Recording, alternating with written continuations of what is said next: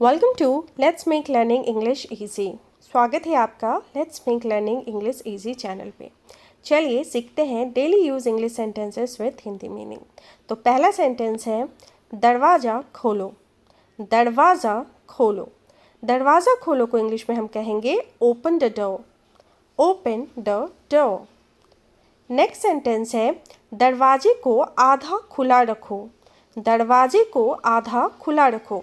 यहाँ आपको समझना ज़रूरी है कि यहाँ पर कहा जा रहा है दरवाजे को आधा खुला रखने, पूरा खुला नहीं रखने। तो इसके लिए आप यूज़ करेंगे keep the door half open या कीप द डोर अजार। जी हाँ, अजार। दरवाजे को आधा खुला रखो के लिए आप यूज़ करेंगे कीप द डोर अजार या नहीं तो keep the door half open. दरवाजे को पूरा खुला रखो। दरवाजे को पूरा खुला रखो। इसके लिए हम यूज़ करेंगे keep the door fully open. Keep the door fully open, क्योंकि यहाँ पर कहा जा रहा है दरवाजे को पूरा खुला रखने, ना कि आधा। तो जब हम पूरा खुला रखने के लिए कहेंगे तब उस समय हम फुली ओपन का यूज़ करेंगे और हमारा सेंटेंस हो जाएगा keep the door fully open. ठीक है, दरवाजे को पूरा खुला रखो को इंग्लिश में कहेंगे keep the door fully open. दरवाजे को थोड़ा खुला रखो। ज़रूरी नहीं कि हम आधा खुला रखने के लिए कहें या पूरा खुला रखने के लिए कहें। कभी कभी हम कह सकते हैं थोड़ा खुला रखो, तब हम इसे इंग्लिश में कहेंगे keep the door slightly open या keep the door partly open. Keep the door slightly open या keep the door partly open. यहाँ ये दोनों ही सेंटेंसेस बिल्कुल सही है और आप आसानी से इन दोनों में से किसी का भी यूज़ कर सकते हैं। आगे बढ़ते हैं। कपड़ों को अलमीरा में रख दो। कपड़ों को अलमीरा में रख दो, इसे इंग्लिश में कहेंगे put the clothes into the almirah. Put the clothes into the almirah या आप कह सकते हैं keep the clothes into the almirah. Keep the clothes into the almirah. यहाँ पर ये दोनों ही सेंटेंस बिल्कुल ही सही है। यहाँ पर आप अलमीरा की जगह अगर कबर्ड कहें, कपड़ों को कबर्ड में रख दो, तब आप आसानी से कह सकते हैं put the clothes into the cupboard. Keep the clothes into the cupboard. ये बिल्कुल ही सही है। चलिए आगे बढ़ते हैं।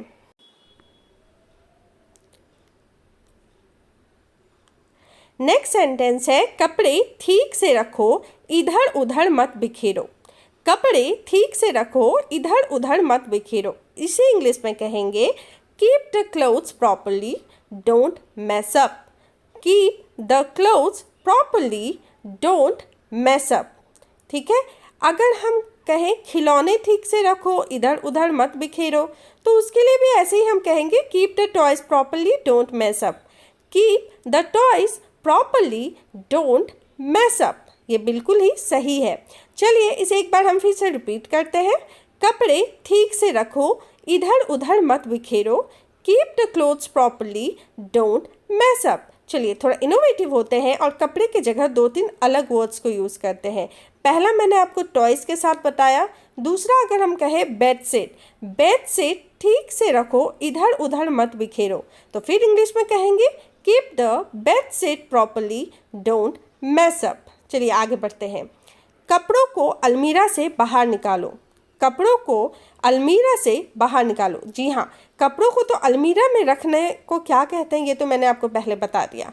आप सीखेंगे कपड़ों को अलमीरा से बाहर निकालो को इंग्लिश में क्या कहेंगे। इसे कहेंगे take the clothes out of the almirah. Take the clothes out of the almirah. अगर अलमीरा की जगह कबर्ड हो तब हम क्या कहेंगे, चलिए एक बार सीख लेते हैं इसे भी। कपड़ों को कबर्ड से बाहर निकालो। कपड़ों को कबर्ड से बाहर निकालो को इंग्लिश में कहेंगे take the clothes out of the cupboard. Take the clothes out of the cupboard. यहाँ पर कबर्ड की जगह बैग भी यूज़ कर सकते हैं, सेंटेंस वही होगा। अलमीरा बंद कर दो। अलमीरा बंद कर दो, इसे इंग्लिश में कहेंगे क्लोज द अलमीरा। Close the almirah. या अगर अलमीरा की जगह कबर्ड है तो क्लोज द कबर्ड। इजी है।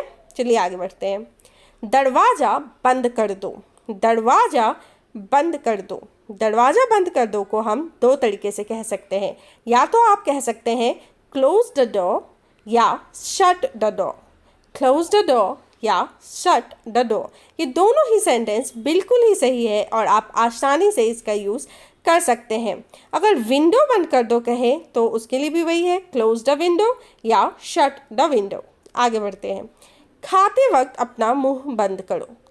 खाते वक्त अपना मुंह बंद करो। अगर कोई इंसान खाते वक्त बहुत बात करता है तब आप उसके लिए ये सेंटेंस यूज़ कर सकते हैं। और चलिए इस इंग्लिश में क्या कहते हैं ये भी जल्दी से सीख लेते हैं।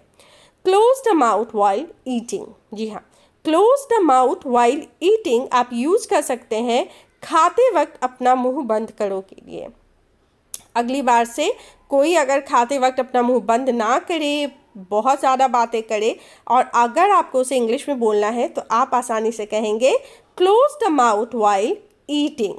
अगर कोई व्यक्ति हो, फॉर एग्जाम्पल रमेश खाते वक्त अपना मुंह बंद करो, तो आप कहेंगे Ramesh close the mouth while eating.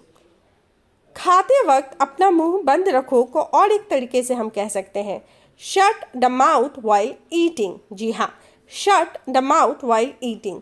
ये दोनों ही सेंटेंस बिल्कुल ही सही है और आप आसानी से दोनों में से किसी एक का यूज़ कर सकते हैं। मेरा चार्जर नहीं मिल रहा है। मेरा चार्जर नहीं मिल रहा है को इंग्लिश में कहेंगे I can't find my charger. I can't find my charger. अब देखते हैं चार्जर अगर हम बोले मेरा लैपटॉप का चार्जर नहीं मिल रहा है तो आप कहेंगे I can't find my laptop charger. मेरा मोबाइल का चार्जर नहीं मिल रहा है, I can't find my mobile charger. मेरा फ़ोन नहीं मिल रहा है, I can't find my phone. मेरा लैपटॉप नहीं मिल रहा है, I can't find my laptop. चलिए आगे बढ़ते हैं। मेरा मोबाइल नहीं मिल रहा है, जैसे कि मैंने पहले आपको बताया कि इसके लिए भी सेम वही यूज़ होगा, I can't find my mobile. I can't find my mobile. जैसे कि था मेरा लैपटॉप नहीं मिल रहा है, I can't find my laptop. मेरा पर्स नहीं मिल रहा है, I can't find my purse. मेरा बैग नहीं मिल रहा है, I can't find my bag. पानी का बॉटल नहीं मिल रहा है, I can't find my water bottle. चलिए आगे बढ़ते हैं। कपड़ों को बाहर लटका दो या सुखा दो। कपड़ों को बाहर लटका दो या सुखा दो को इंग्लिश में कहेंगे put the clothes in the sun. Put the clothes in the sun या put the clothes under the sun. Put the clothes under the sun. यहाँ पर ये दोनों ही सेंटेंस बिल्कुल ही करेक्ट है और आप आराम से इन दोनों में से कोई एक का यूज़ कर सकते हैं। सूर्य एक प्राकृतिक सैनिटाइज़र है। सूर्य एक प्राकृतिक सैनिटाइज़र है। यहाँ पर समझते हैं सैनिटाइज़र तो इंग्लिश और हिंदी में सेम यूज़ किया गया है। सूर्य के लिए हम सन यूज़ करेंगे और प्राकृतिक का मतलब हुआ नेचुरल, जो प्रकृति से आधारित हो, फॉर एग्जाम्पल नेचुरल हो, नेचर से रिलेटेड हो। तो यहाँ पर इसका इंग्लिश हो जाएगा sun is a natural sanitiser. Sun is a natural sanitiser. Easy है ना। चलिए, सूर्य एक प्राकृतिक सैनिटाइज़र है को इंग्लिश में हम क्या कहेंगे? सूर्य एक प्राकृतिक सैनिटाइज़र है को इंग्लिश में कहेंगे sun is a natural sanitiser. Sun is a natural sanitiser. ये बिल्कुल ही आसान है, आपको बस इसे बार बार रिपीट करना है और डेली यूज़ में आपको इसका उपयोग करना है। आज नीली शर्ट पहनो। आज नीली शर्ट पहनो, इसे इंग्लिश में कहेंगे put on the blue shirt today. Put on the blue shirt today. अगर आप कहें आज पीली शर्ट पहनो, put on the yellow shirt today. आज लाल शर्ट पहनो, put on the red shirt today. आज ब्राउन शर्ट पहनो या भूरी शर्ट पहनो, put on the brown shirt today. अगर शर्ट की जगह पैंट बोले, आज नीली पैंट पहनो, put on the blue pant today. आज काली पैंट पहनो, put on the black pant today. आज हरी पैंट पहनो, put on the green pant today. आज पीली पैंट पहनो, put on the yellow pen today. देखा, आप आसानी से एक ही सेंटेंस मैंने दिया है, इसमें आप अलग अलग वर्ड्स यूज़ करके डिफरेंट सेंटेंस आप फॉर्म कर सकते हो और इसी तरह से आप अपना वोकैबुलरी इनरिच कर सकते हो। चलिए आगे बढ़ते हैं। अभी का अभी इस टी शर्ट को उतार दो। अभी का अभी इस टी शर्ट को उतार दो, इसे इंग्लिश में कहेंगे take off this T shirt right away. Take off this T shirt right away. जी हाँ, जब हम अभी का अभी यूज़ करते हैं ना, तो उसके लिए हम यूज़ करेंगे राइट अवे। हमेशा ये दिमाग में आप बैठा लीजिए, जब भी अभी का अभी वाला यूज़ करेंगे अभी का अभी को, तो उसके लिए हम इंग्लिश में राइट अवे यूज़ करते हैं। जैसे कि इस सेंटेंस में यूज़ किया गया है, अभी का अभी इस टी शर्ट को उतार दो, take off this T shirt right away. अगर टी शर्ट की जगह पैंट हो तो सेम ही होगा, अभी का अभी इस पैंट को उतार दो के लिए यूज़ करेंगे take off this pants right away. Take off this pants right away. जूते पहन लो। जी हाँ, जूते पहन लो को इंग्लिश में कहते हैं put on the shoes. Put on the shoes. चलिए एक बार फिर से मैं आपके लिए रिपीट करूँ, जूते पहन लो। जूते पहन लो। Put on the shoes. Put on the shoes. अगर हम कहें सैंडल पहन लो, put on the sandals. Put on the sandals. Slippers पहन लो, put on the slippers. Put on the slippers. है ना आसान। चलिए आगे बढ़ते हैं।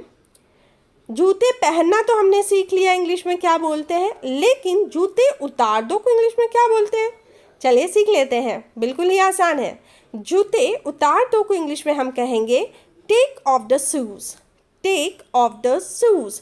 जी हाँ, जूते उतार दो को इंग्लिश में हम कहेंगे टेक ऑफ द शूज। उसी तरह से सैंडल उतार दो के लिए भी सेम यूज होगा, take off the sandals. Slippers उतार दो के लिए भी सेम होगा, टेक ऑफ द स्लीपर्स। तो आसान है ना। जूते उतार दो को अगली बार से आप कहेंगे किसी को, या क्या कहेंगे, टेक ऑफ द शूज। संतरा छील दो या संतरे का छिलका उतार दो।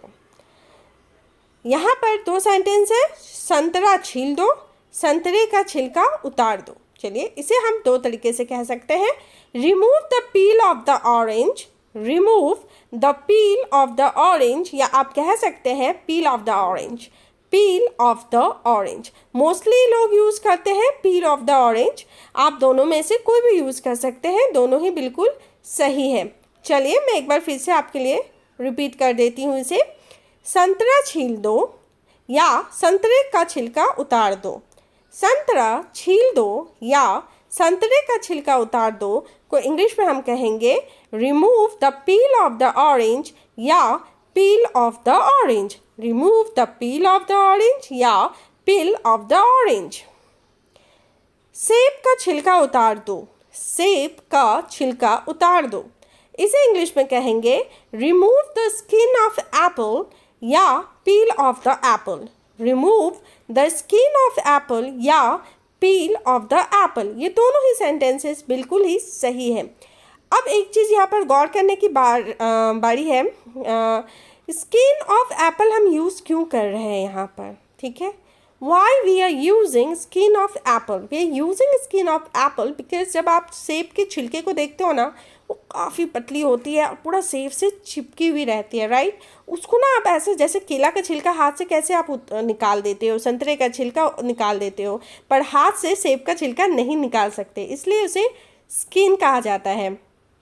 आगे बढ़ते हैं। केला छील दो। केला छील दो।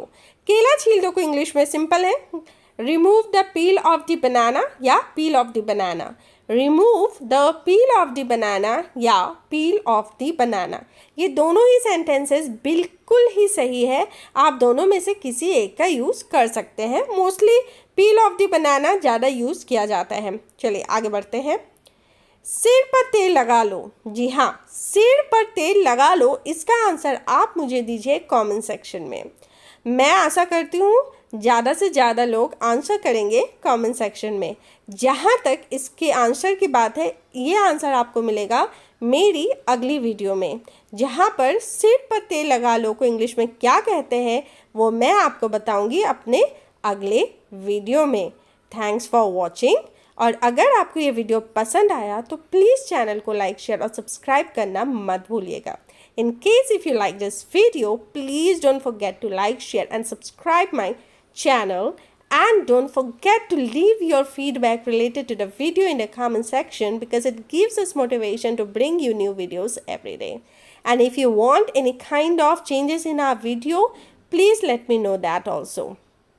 चलिए एक स्मॉल सा टिप्स मैं आपको देते हुए जाती हूँ कि जब ये सारे सेंटेंसेस जो कि मैंने आपको बताए हैं, ये काफ़ी कॉमन सेंटेंसेस है। ये डे टू डे लाइफ में, रोज़मर्रा की ज़िंदगी में बहुत ज़्यादा यूज़ की जाती है। तो आपको करना बस इतना है कि ये सारे सेंटेंसेस का आपको प्रैक्टिस करना है अपने डे टू डे लाइफ में। अगर आपको किसी और के साथ बोलने में थोड़ा संकोच महसूस हो तो कोई बात नहीं, मिरर के सामने खड़े हो जाइए और खुद से खुद ही बात कीजिए। Thanks for watching.